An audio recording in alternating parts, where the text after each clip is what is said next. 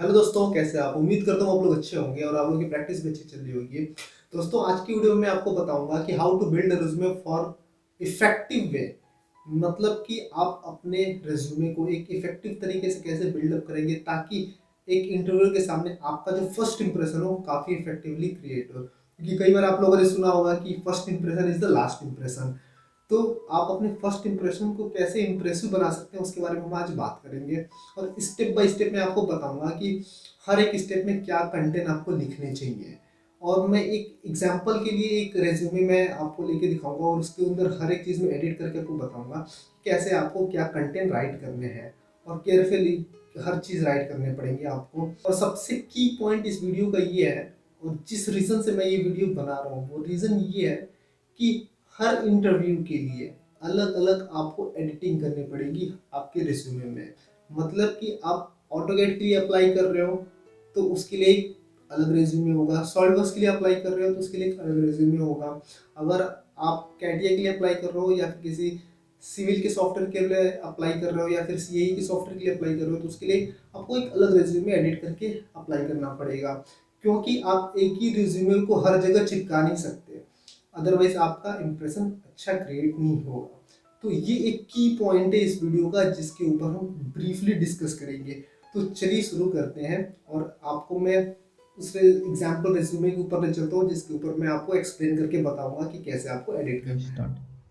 तो अब हम अपने सिस्टम पे आ गए और एक मैंने रेज्यूमे यहाँ पे एज अ एग्जांपल के लिए शो कर रखा है इस अपनी स्क्रीन पे। तो आप यहाँ पे देख सकते हैं। हालांकि इस एग्जांपल रेज्यूमे को मैं डिस्क्रिप्शन बॉक्स में लिंक दे दूंगा जहाँ से आप इजीली डाउनलोड करके आप इसमें भी एडिटिंग करके यूज़ कर सकते हैं।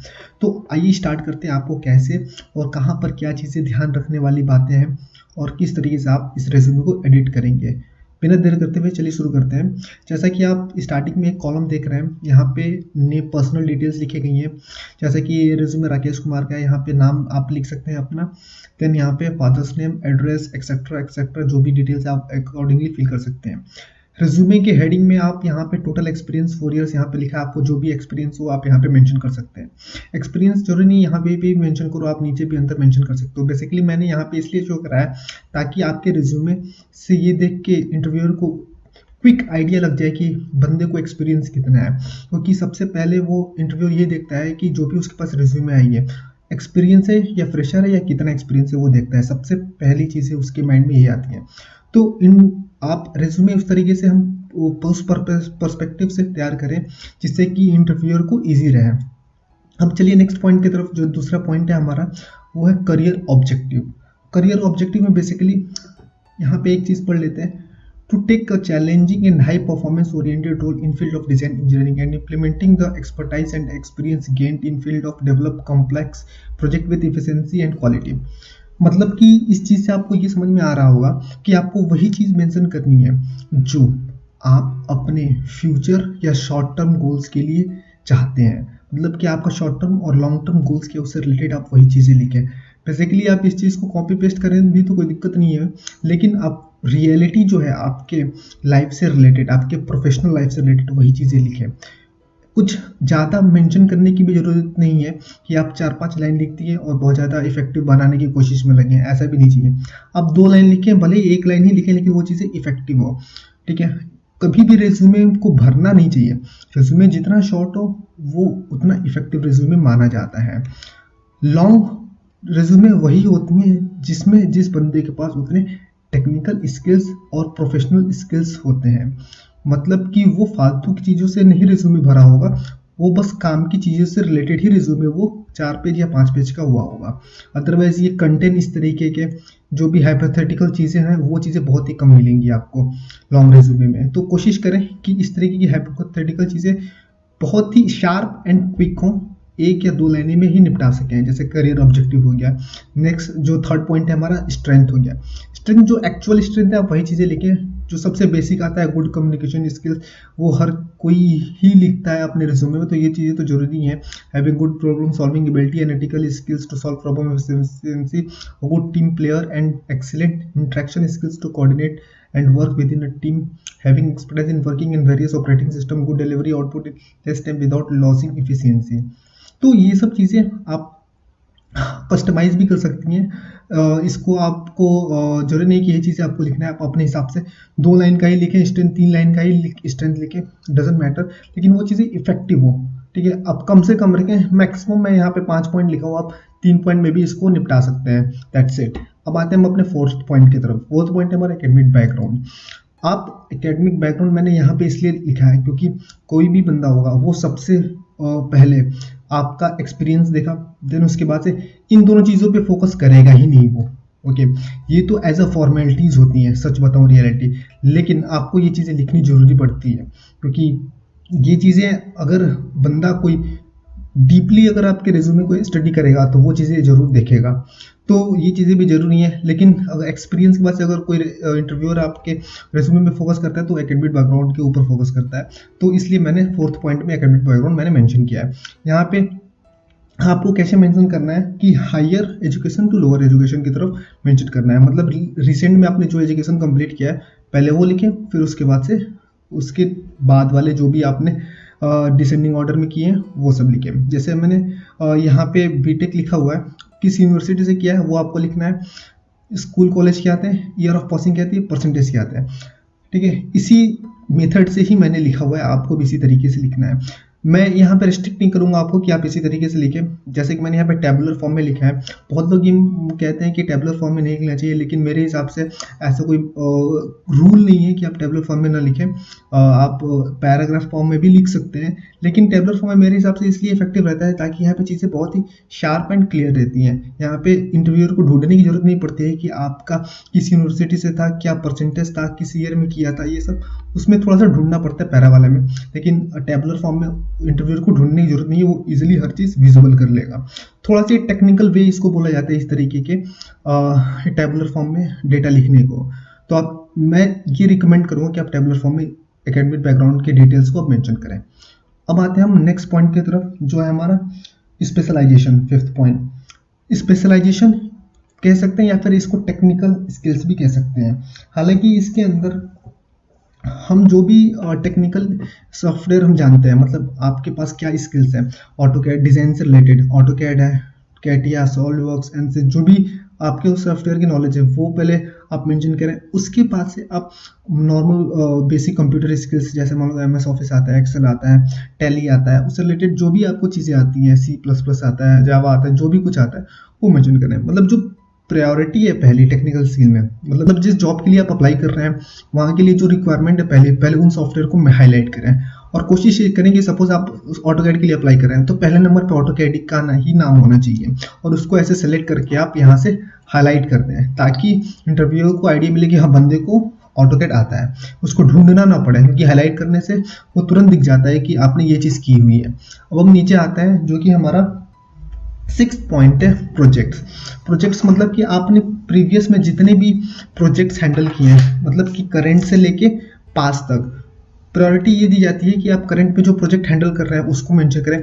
सपोज आप जिस कंपनी में काम कर रहे हैं, जैसे कि R&D project on automatic conveying system और vibration control and develop for new design of barrier gate working with ABC private limited, मतलब ये कोई कंपनी में आप रिसेंट में आप जहाँ जॉब कर रहे हैं उस कंपनी का नाम हो गया, ठीक है।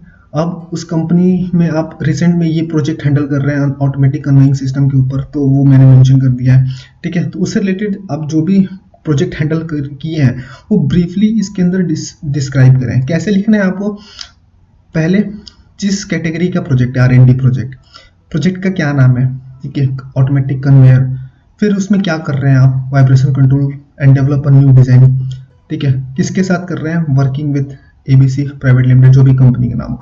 तो मेथड ये हो हमेशा लिखने के लिए प्रोजेक्ट का, ठीक है। यहाँ पे आप पैराग्राफ फॉर्म में मैंने लिखा हुआ है कि यहाँ पे काफ़ी सारी चीज़ें, अगर मैं इसमें टेबुलर लगाता तो काफ़ी बड़ा डिटेल एक मैट्रिक्स टाइप का बन जाता है, इसलिए मैंने वो रिकमेंड नहीं किया है। तो फिलहाल के लिए आप प्रोजेक्ट्स में जो करंट में आप कर रहे हैं उसको मेंशन करेंगे, फिर उसके बाद से डिसेंडिंग ऑर्डर में बढ़ते जाएंगे। उसके बाद से आपने उससे पहले कंपनी में जो आपने प्रोजेक्ट हैंडल किया उसके ऊपर आप मेंशन करेंगे, फिर उससे आपने पहले जो काम किया उसके ऊपर मेंशन करेंगे। जैसे यहाँ पे मैंने R&D प्रोजेक्ट्स कुछ यहाँ पे इन्होंने R&D प्रोजेक्ट्स कर रखे हैं, वो जैसे कि solution of snack food machine component using ANSYS software, work with snack food machine private limited, okay.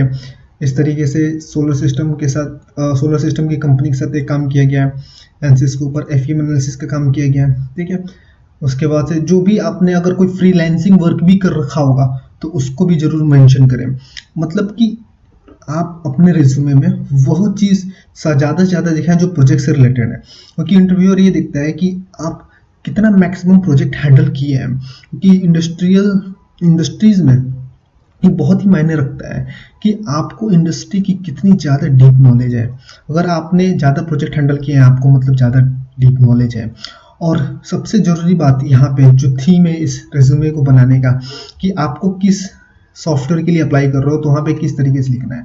तो थीम की वजह से यहाँ पे मैं ये रिकमेंड करूँगा कि उन प्रोजेक्ट्स को ज़्यादा हाईलाइट करके दिखाएं जो आप जॉब के लिए अप्लाई कर रहे हो। मतलब कि अगर आप ऑटोकैड के लिए अप्लाई कर रहे हो तो पहले नंबर पे उस प्रोजेक्ट का नाम होना चाहिए जो ऑटोकैड से रिलेटेड हो। ओके, अब यहाँ पे वो थ्योरी नहीं लगेगी कि आप करंट में कौन से प्रोजेक्ट पे हैंडल कर रहे हो। अगर वो करंट में आपका प्रोजेक्ट रियल में ऑटोकैड से रिलेटेड है तो वेल एंड गुड, अगर नहीं रिलेटेड है तो आप उससे पहले वाले प्रोजेक्ट को पहले दिखा दो। ठीक है, मतलब वो प्रोजेक्ट आपको ऑटोकैड से रिलेटेड होना चाहिए। ठीक है, उसके बाद से आप उसको हाईलाइट करके दिखाओगे इस तरीके से, जैसे मैंने हाईलाइटर से बताया, आप उसको हाईलाइट करके दिखाओगे। ठीक है, जैसे यहाँ पे मान लो कि एनसिस के लिए मैं अप्लाई कर रहा हूँ, यहाँ पे एनसिस के नाम है यूजिंग एनसिस, तो मैं इस तरीके से केवल एनसिस के नाम को हाईलाइट कर दूंगा, यहाँ पे एनसिस सॉफ्टवेयर के नाम को हाईलाइट कर दूंगा। ठीक है, इस तरीके से जहाँ जहाँ पे भी मैंने एनसिस यूज़ किया हुआ है, जैसे एनालिसिस हो गया, एनसिस से ही रिलेटेड टर्म है, उसको भी मैं हाईलाइट कर दूंगा, ताकि जब बंदा होगा तो वो तुरंत देखेगी अरे यहाँ पे भी एनसिस है, यहाँ पे भी एनसिस है, यानी इतने सारे इसने एनसिस से वर्क काम किया है, तो बंदे को नॉलेज होगी। तो एक अलग से माइंड में ना फर्स्ट इंप्रेशन जो है वो अलग ही क्रिएट होगा। तो इस चीज़ का आपको ध्यान रखना है। सपोज आप इस जॉब में आप अप्लाई किए, नहीं सिलेक्शन हुआ, आप दूसरे जॉब के लिए अप्लाई कर रहे हो, आपको 3-4 सॉफ्टवेयर की नॉलेज है, आपने दूसरे सॉफ्टवेयर के लिए अप्लाई कर दिया, तो वहाँ पे अब आपको एनसिस को हाईलाइट नहीं करना होगा, आपको उस सॉफ्टवेयर को हाईलाइट करना पड़ेगा और उस सॉफ्टवेयर के प्रोजेक्ट्स को पहले दिखाने पड़ेंगे। तो इस तरीके से आपको हर जॉब के लिए, हर प्रोफाइल की जॉब के लिए उसके प्रोफाइल के अकॉर्डिंग आपको एडिटिंग करनी पड़ेगी, जब भी आपका फर्स्ट इंप्रेशन अच्छा क्रिएट होगा। इस चीज़ का आपको बहुत ही ज़्यादा ध्यान देना है। अब हम नीचे आते हैं हम, जैसे कि अब आप देख रहे हैं अगला जो है हमारा 7वां प्रोफेशनल ट्रेनिंग। जी हाँ, प्रोफेशनल ट्रेनिंग में क्या है कि आपने कॉलेज टाइम पे 4th ईयर में जो आपने प्रोफेशनल ट्रेनिंग की है वो भी आपको मेंशन करना है। उसके बाद से भी आपने कोई ट्रेनिंग की है या आपकी इंडस्ट्री, आपकी करंट कंपनी ने किसी सर्टिफिकेशन कोर्स करवाया है आपसे, तो उसको भी मेंशन करें। या फिर कोई ट्रेनिंग आपको एडिशनल मिली है तो उसको भी आप मेंशन करके यहाँ पे दिखाएं। ठीक है, यहाँ पे कई सारे हो सकते हैं प्रोफेशनल ट्रेनिंग एंड सर्टिफिकेशन के अंदर। अब हम आते हैं नेक्स्ट जो है प्रोफेशनल एक्सपीरियंस। ये प्रोफेशनल एक्सपीरियंस जैसे मैंने एकेडमिक क्वालिफिकेशन को टैबुलर फॉर्म में दिखाया था, यहाँ पे भी मैं प्रोफेशनल एक्सपीरियंस को टैबुलर फॉर्म में ही रिकमेंड कर रहा हूँ। यहाँ पे रिकमेंड करने का तरीका ये है कि डिज़ाइन प्रोफाइल के लिए ये थोड़ा सा डिटेल में हो जाता है। अगर मैं इसे टैबुलर फॉर्म में ना दिखा के पैराग्राफ फॉर्म में दिखाऊंगा तो डेटा इतने ज़्यादा होंगे कि इंटरव्यूअर को समझने में दिक्कत होगी। अब यहाँ पे मैंने अलग अलग कैटेगरी कर दिया है, जैसे कि मेरी फर्स्ट कंपनी जो होगी ABC प्राइवेट लिमिटेड, सॉरी इसमें भी आपको सबसे पहले आपको करंट कंपनी से लेके लास्ट कंपनी का दिखाना है जो आप करंट में काम कर रहे हो। जैसे current company ABC private limited है, उसके किस डिपार्टमेंट में वर्क करता हूँ मैं, रिसर्च एंड डेवलपमेंट वर्क करता हूँ, तो उसका डिपार्टमेंट का नाम हो जाएगा। पोजीशन क्या है मेरी, उसके बाद से सॉफ्टवेयर कौन सा यूज़ करता हूँ करंट कंपनी में, क्योंकि ये बहुत ज़रूरी है। हमेशा जब भी आप किसी कंपनी में अप्लाई करते हो तो इंटरव्यूअर या टेलीफोनिक राउंड आपसे होता होगा तो वो बंदा आपसे ये पहले जरूर पूछता होगा कि विच software your company is working right now. तो आपको ये मेंशन करना बहुत ज़रूरी है कि आपकी कंपनी किस सॉफ्टवेयर पे वर्क करती है। अब हम आते हैं जॉब रोल। आपका जॉब रोल क्या है? रिसर्च एंड डेवलपमेंट और न्यू एंड एग्जिस्टिंग प्रोडक्ट, ये मेरा जॉब रोल है। मतलब मोस्टली मैं इन चीज़ों पे ज़्यादा काम करता हूँ। ठीक है, ड्यूरेशन क्या है, मतलब जनवरी से प्रेजेंट अभी तक मैं इस पे काम कर रहा हूँ, इस कंपनी में काम कर रहा हूँ। इसी तरीके से आपको प्रीवियस की जितनी भी कंपनियां उनमें कैटेगराइज करके आपको इस तरीके से मेंशन करना होगा। ये थोड़ा सा ब्रीफ है। अब यहाँ पे भी मैं वही चीज़ें रिकमेंड करूँगा कि जिस सॉफ्टवेयर के लिए आप अप्लाई कर रहे हो उसको आप सेलेक्ट करके हाईलाइट कर दो यहाँ पे। ठीक है, इस तरीके से सेलेक्ट करके आप हाईलाइट कर दो। हाईलाइट करना इसलिए ज़रूरी है ताकि एक माइंड में सॉफ्टवेयर से ही रिलेटेड वो पॉइंट को नोटिस कर पाएगा इंटरव्यूअर। अब हम आते हैं, अगला पॉइंट है जो हमारा 9th पॉइंट है, प्रोफेशनल एक्सपीरियंस ऑन सॉफ्टवेयर। ये एक अलग तरीके से मैंने यहाँ पे एडिटिंग कर दिया है। ये आपको बहुत ही कम रिज्यूमे में देखने को मिलेगा और शायद ही कोई इस तरीके से एडिट करता होगा। तो ये थोड़ा सा मैं अलग मेथड यहाँ पे यूज़ कर रहा हूँ, क्योंकि मैं आजकल मोस्टली कंपनियों के थ्रू ये सुनने में आता है कि they always ask which software experience on particular domain, मतलब कि आपको उस पर्टिकुलर सॉफ्टवेयर के अंदर कितना एक्सपीरियंस है, मतलब कि ऑटोकैड में आपको कितना एक्सपीरियंस है, या फिर अगर आप सॉल्ववर्क्स के लिए कोई रिक्वायरमेंट आई है तो आपको पिछले पास जितनी भी कंपनी में आपने वर्क किया है टोटल को मिला के कितना एक्सपीरियंस हो चुका है आपको सॉल्ववर्क्स पे काम करते हुए। सपोज मेरी फर्स्ट कंपनी सॉल्ववर्क्स पे काम करती थी तो उसमें मैंने 2 साल काम किया, फिर उसके बाद से मैं सॉल्ववर्क्स पे काम नहीं किया, ऑटोकैड पे काम किया, फिर तीसरी कंपनी में फिर से मैंने सॉल्ववर्क्स पे काम किया, तो मुझे सॉल्ववर्क्स में टोटल कितना एक्सपीरियंस हो गया। They always are related to particular software experience. तो इसलिए यहाँ पे मैंने कैटेगराइज कर दिया है कि सॉफ्टवेयर क्या है, ऑटोकैड सॉल्ववर्क्स। सॉफ्टवेयर प्रोफाइल है, यहाँ पे आपको मेंशन करना जरूरी है सॉफ्टवेयर की प्रोफाइल, कि मोस्ट ऑफ द कंपनियां ये भी देखती हैं कि आपकी सॉफ्टवेयर किस डोमेन में है, मतलब कि आप कैड डोमेन में सॉफ्टवेयर की नॉलेज है, कैम डोमेन में है, या फिर सीए डोमेन में है। कैम का तो यहाँ पे कुछ है नहीं, कैड और सीए के मैंने मेंशन किया है। सीए मतलब कंप्यूटर एडेड इंजीनियरिंग। अगर सपोज किसी कैड कंपनी में अप्लाई करो तो कभी कभी इंटरव्यूअर को ये नहीं पता होता कि सीए प्रोफाइल क्या है, तो यहाँ पे आप एज ए स्टार मार्क करके मेंशन कर सकते हो। यहाँ पे आप टोटल एक्सपीरियंस दिखा दोगे उस पर्टिकुलर सॉफ्टवेयर में आपको कितना एक्सपीरियंस है। अब हम आते हैं जॉब रिस्पॉन्सिबिलिटी, जो कि हमारा 10th पॉइंट है। जॉब रिस्पॉन्सिबिलिटी बहुत ही ज़्यादा जरूरी है, क्योंकि आप यहाँ पे बताओ कि आपने पिछली कंपनी में जितना भी आपने काम किया है उसमें आपकी रिस्पॉन्सिबिलिटीज़ क्या थी, आप किस तरीके की रिस्पॉन्सिबिलिटीज़ को एग्जीक्यूट करते थे। जैसा कि मैंने यहाँ पे मेंशन किया, design and simulation of different type of tool and machineries based on needs of customers, drawing of detail part and assembly drawing with bill of material in AutoCAD, SolidWorks and Creo and CATIA. Provide professional training on mechanical drawing, 2D and 3D design, surface and sheet metal modeling and their assemblies, 2D drafting, dimensioning, layout management in CATIA, etcetera etcetera. ये सब सारे details आपको mention करने पड़ेंगे। XYZ जो भी आप करते हो तो उस चीज़ों को अब लिख दो, लेकिन फिर से वही बात मैंने दोहरानी है यहाँ पे कि आप वो चीज़ें यहाँ पे ज़्यादा हाईलाइट करके और ज़्यादा इलेबोरेट करके दिखाओ जिस चीज़ की कंपनी को रिक्वायरमेंट है। सपोज ऑटोकैड की ही रिक्वायरमेंट है, जरूरी नहीं कि केवल ऑटोकैड को ही हाईलाइट कर दिया, उससे साथ साथ उसके जॉब डिस्क्रिप्शन में आप देखो वो और किस चीज़ की डिमांड करता है। सपोज वो आपको बोलता है कि the person should have knowledge of quality and ISO standard, तो आप उस चीज़ को भी मेंशन कर दो। सपोज आपकी कंपनी ISO बेस्ड तो होगी, ISO सर्टिफाइड होगी, तो आपने कभी ना कभी तो ऑडिटिंग में पार्ट, भले आपने ऑडिटिंग नहीं करवाया हो लेकिन आप ऑडिटिंग का पार्ट तो हुए होंगे, आपको थोड़ा बहुत नॉलेज होगी, तो आप उसको भी मेंशन कर दो कि technical documentation according to ISO 9001, 2008 और 9001, 2015 स्टैंडर्ड। तो इस तरह की चीज़ें भी जो उसके जॉब डिस्क्रिप्शन में होगी, जो उसके JD में होगी, उसमें मैक्सिमम चीज़ें आपको साउंड नॉलेज भी हो तो उस चीज़ को आप अपने रिस्पॉन्सिबिलिटीज़ में मेंशन करो। अगर वो रिस्पॉन्सिबिलिटी से रिलेटेड है तो रिस्पॉन्सिबिलिटी में मेंशन करो, और वो टेक्निकल स्किल्स से रिलेटेड है तो टेक्निकल स्किल्स में मेंशन करो। अब अगला पॉइंट हमारा टेक्निकल स्किल्स ही है, 11th पॉइंट हमारा। अब टेक्निकल स्किल्स में आपको दिखाना है कैड स्किल, CAE स्किल। इसको मैंने कैटेगराइज कर दिया है यहाँ पे, क्योंकि कई बार क्या होता है कि आप चीज़ें मैशअप हो जाती हैं तो इंटरव्यूअर को डिफिकल्ट होता है। सपोज केवल कैड के जॉब के लिए ही है तो आप कैड के स्किल्स को आप यहाँ पे हाईलाइट करके दिखा देते हो पहले नंबर पे, ठीक है। CAE स्किल अगर वहाँ पे रिक्वायरमेंट नहीं है लेकिन फिर भी आप दिखा रहे हो तो ये आपके लिए एक एडिशनल पॉइंट है कि इंटरव्यूअर सोचेगा कि बंदे के पास कुछ एक्स्ट्रा नॉलेज है जो उस कंपनी को बेनिफिशियल होगा आने वाले फ्यूचर में, तो इसके लिए कोई माइनस पॉइंट नहीं होगा। CAE स्किल अगर आप दिखाते हो वहाँ पे रिक्वायरमेंट नहीं है तो, लेकिन जो रिक्वायरमेंट है उसको जरूर इलेबोरेट करके दिखाओ आप, ओके।